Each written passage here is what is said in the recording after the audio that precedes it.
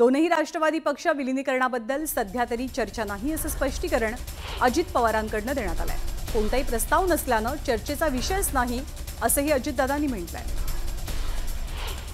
राष्ट्रवादीचे 2 गट पडले तेव्हा आपल्याला सुद्धा अजित पवारांच्या राष्ट्रवादीची ऑफर होती, पण आपण शरद पवारांसोबत राहिलो असा गौप्यस्फोट एकनाथ खडसेंनी केलाय। शिवसेनेच्या माजी नगरसेविका तेजस्वी घोसाळकर यांनी उद्धव ठाकरेंची भेट घेतली। सध्या दुसऱ्या कोणत्याही पक्षात जाण्याचा आपला विचार नाही असं स्पष्टीकरण तेजस्वी यांनी दिलंय। राज ठाकरेंना उद्धव ठाकरेंपासून दूर ठेवण्याचे प्रयत्न शिवसेना शिंदे गटाकडून सुरू असल्याची माहिती सूत्रांकडून देण्यात आली आहे। राज ठाकरे महायुतीसोबत आले नाहीत तरी चालेल, पण त्यांनी उद्धव ठाकरेंसोबत एकत्रितपणे महापालिकेची निवडणूक लढवू नये असा प्रयत्न शिंदेंकडून होत असल्याचं सूत्रांकडून सांगितलं जात आहे। ठाकरे बंधूंच्या एकत्र येण्याच्या चर्चेवरनं संजय राऊतांनी राज ठाकरेंना टोला लगावलाय। राज ठाकरे म्हणजे मुक्त विद्यापीठ आहेत, तिथे खिचडी मिळते, पदवी पण मिळते, ते मुक्त विद्यापीठाचे कुलगुरू आहेत असं राऊत म्हणाले। अजित पवार, शरद पवार आणि सुप्रिया सुळे इतकाच राष्ट्रवादी पक्ष आहे। दोनही राष्ट्रवादी एकत्र येण्याच्या चर्चेवरनं मंत्री चंद्रकांत पाटलांनी हा टोला लगावलाय। अजित पवार यांच्यावरती संजय राऊतांनी टीका केलेली आहे। आपणच राष्ट्रवादीला जन्म दिला अशी भूमिका अजित पवार घेतात असं राऊत म्हणाले। पुण्यामध्ये शिवसेनेच्या पदाधिकाऱ्याच्या कार्यशाळेचं आयोजन केलं गेलं। यावेळी स्थानिक स्वराज्य संस्थेच्या निवडणुकीच्या पार्श्वभूमीवर श्रीकांत शिंदे यांनी पदाधिकाऱ्यांना मार्गदर्शन केलं। नागपूरमध्ये बच्चू कडूंच्या प्रहार जनशक्ती पक्षाच्या वतीनं रक्तदान आंदोलन पार पडलं। यावेळी रक्तदान करून शेतकऱ्यांचा सातबारा कोरा करण्याची मागणी करण्यात आली। ठाकरेंच्या शिवसेनेचे आमदार सिद्धार्थ खरातांना लग्न समारंभात त्यांनी जोरदार डान्स केला। यावेळी त्यांनी हातात तलवार घेऊन डान्स केल्याचा व्हिडिओ तुफान व्हायरल झालाय। नाशिकमध्ये छत्रपती संभाजी महाराज यांच्या जयंतीच्या निमित्तानं धर्मवीर फाउंडेशनच्या वतीनं हिंदू महासभेचं आयोजन केलं गेलं होतं। यावेळी गोपीचंद पडळकरांनी सुद्धा हजेरी लावली। माजी मंत्री बच्चू कडूंचा कराडमध्ये अनोखा अंदाज पाहायला मिळाला। कराडमध्ये बच्चू कडू आले असता त्यांनी रिक्षातनं प्रवास केला। नांदगावमधील 65 वर्षीय आजीच्या रिक्षातनं प्रहारचे अध्यक्ष आणि माजी मंत्री बच्चू कडू यांनी कराड शहरामध्ये फेरफटका मारला। बुलढाण्याचे आमदार संजय गायकवाड यांनी एका गाण्यावर ठेका धरला। दरम्यान त्यांच्या डान्सचा व्हिडिओ सोशल मीडियात तुफान व्हायरल झालाय। अमरावतीचे सुपुत्र भूषण गवई सर्वोच्च न्यायालयाच्या सरन्यायाधीशपदी नियुक्त झालेत। अमरावतीमध्ये यामुळे लाडू वाटप करत, फटाक्यांची आतषबाजी करत जल्लोष साजरा झाला। बीडच्या गेवराई तालुक्यातील एका गावात गतिमंद मुलीला व्यसनाधीन बापानं गोठ्यात बांधून ठेवल्याचा धक्कादायक प्रकार समोर आलाय। दरम्यान शेजारच्या महिलेच्या जागरूकतेमुळे या मुलीची सुटका झाली आहे। सध्या या मुलीला छत्रपती संभाजीनगरमधल्या पुनर्वसन केंद्रात दाखल केलं गेलंय। दहिसर मीरा भाईंदर मेट्रो 9 या मार्गिकेवरील दहिसर ते काशीगाव मार्गावर मेट्रोची चाचणी करण्यात आली। यावेळी मुख्यमंत्री देवेंद्र फडणवीसांसह दोनही उपमुख्यमंत्र्यांनी मेट्रोतनं प्रवास केला। मुंबईमध्ये पुन्हा एकदा हिंदी मराठी भाषेचा वाद दिसला। भांडूप परिसरात राहत असलेल्या एका जोडप्यानं डॉमिनोज पिझ्झाच्या डिलिव्हरी बॉयला मराठी येत नसल्यानं पैसे देण्यास नकार दिला। भांडूप परिसरातील साई राधे नावाच्या इमारतीत हा प्रकार घडला। या संपूर्ण प्रकाराचा व्हिडिओ डिलिव्हरी बॉयनं आपल्या कॅमेऱ्यात रेकॉर्ड केला आणि सोशल मीडियावर शेअर केला। बदलापूरच्या शाळेतील विद्यार्थिनीवरती झालेल्या लैंगिक अत्याचाराच्या पार्श्वभूमीवर स्थापन करण्यात आलेल्या निवृत्त न्यायाधीश साधना जाधव आणि डॉक्टर शालिनी फणसाळकर जोशी यांच्या समितीनं सरकारला विद्यार्थी सुरक्षेसंदर्भात काही शिफारशी केल्यात। त्यानुसार लैंगिक गुन्ह्यापासून किंवा इतर अत्याचारापासून बालकांचं संरक्षण करणं ही शाळांची जबाबदारी असेल असा निर्णय मंगळवारी शासनानं जारी केलाय। धाराशिवच्या तुळजाभवानी मंदिर संस्थान कार्यालयामध्ये एका पुजाऱ्यानं दारू पिऊन कार्यालयाची तोडफोड केली। या पुजाऱ्याच्या विरोधात पोलीस स्थानकात गुन्हा दाखल करण्यात आलाय। दरम्यान फरार झालेल्या पुजाऱ्याचा पोलीस सध्या शोध घेत आहेत। जळगावमध्ये मध्य प्रदेशचे मंत्री विजय शहा यांच्या विरोधात जोडे मारो आंदोलन झालं। कर्नल सोफिया कुरेशी यांच्या विरोधात केलेल्या वादग्रस्त वक्तव्याचा निषेध करत घोषणाबाजी करण्यात आली। बीड जिल्हा परिषदेमध्ये छत्रपती संभाजीराजे यांच्या पुतळ्याचं काम रखडल्यामुळे सामाजिक कार्यकर्त्यांनी आंदोलन पुकारलं। तातडीने रखडलेलं काम पूर्ण करण्याची मागणी यावेळी करण्यात आली। जळगाव शहराबाहेरून जाणाऱ्या बायपास रस्त्याच्या कामाला 31 मे पर्यंतची मुदतवाढ मिळाली आहे। 6 वर्षांपासून प्रलंबित असलेलं काम वेळेत पूर्ण होणार का हे पाहणं आता महत्त्वाचं असेल। दापोलीच्या कोकण कृषी विद्यापीठात 43वा दीक्षांत समारंभ आयोजित केला गेला। यावेळी कृषी मंत्री माणिकराव कोकाटे, उद्योग मंत्री उदय सामंत यांची उपस्थिती होती।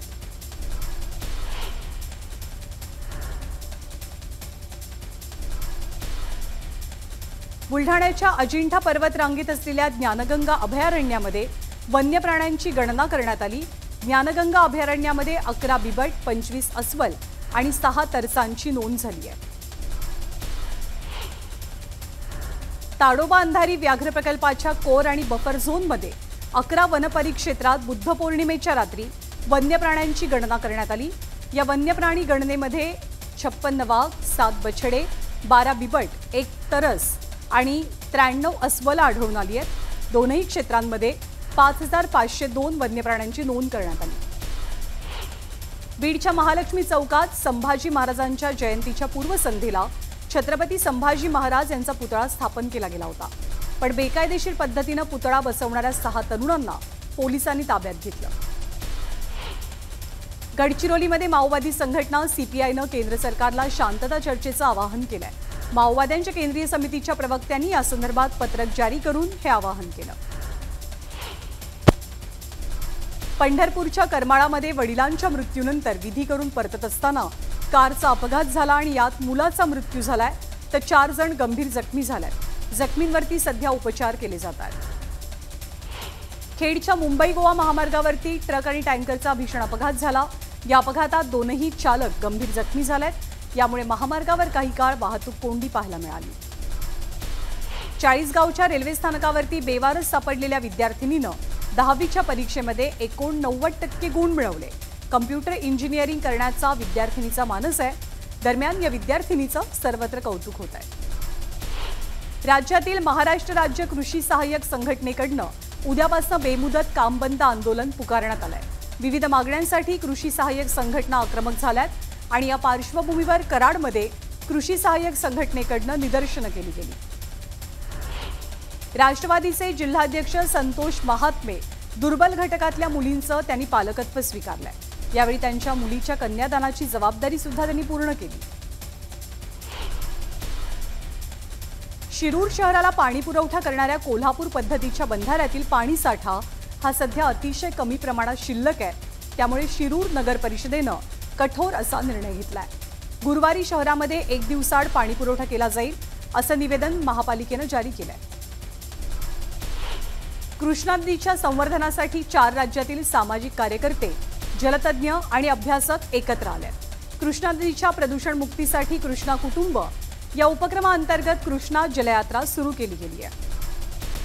छत्रपती संभाजीनगर महापालिकेतील अधिकारी आणि कर्मचाऱ्यांना तंत्रज्ञानामध्ये निपुण बनवण्यासाठी पालिका आता एआयची मदत घेणार आहे। प्रशासनामध्ये आधुनिक तंत्रज्ञानाचा वापर करून अधिक पारदर्शकता आणि कार्यक्षमता सोबतच वेग वाढवण्यासाठी एआयची मदत घेण्याचा निर्णय पालिकेने घेतला आहे। छत्रपती संभाजीनगर महापालिकेच्या हद्दीत 121 किलोमीटर लांबीचे नाले असून या नाल्यांच्या सफाईची कामं मनपा प्रशासनानं सुरू केली आहेत। आतापर्यंत 80 किलोमीटर नाल्यांची सफाई पूर्ण झाली आहे। या कामामुळे नाल्यातनं वाहणाऱ्या पाण्याच्या प्रवाहातले अडथळे दूर होत आहेत। पिंपरी चिंचवडमध्ये अवकाळी पावसानं हजेरी लावली, त्यामुळे नागरिकांची तारांबळ झाली।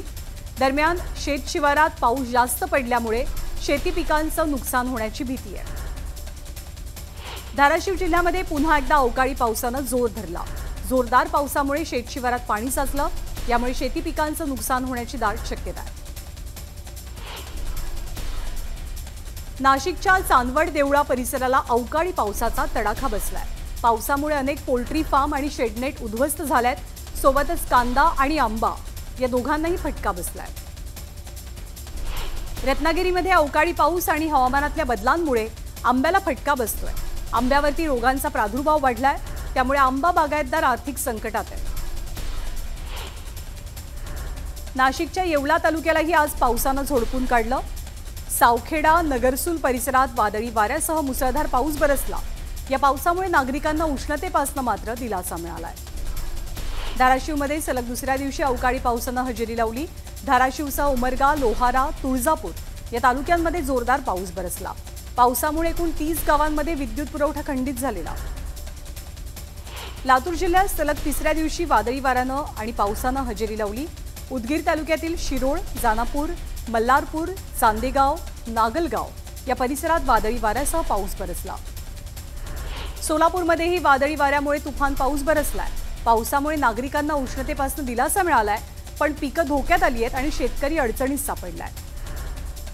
पुण्यामध्ये एका उच्चभ्रू सोसायटी स्पा सेंटरच्या नावाखाली सुरू असलेल्या सेक्स रॅकेटचा पोलिसांनी पर्दाफाश केला।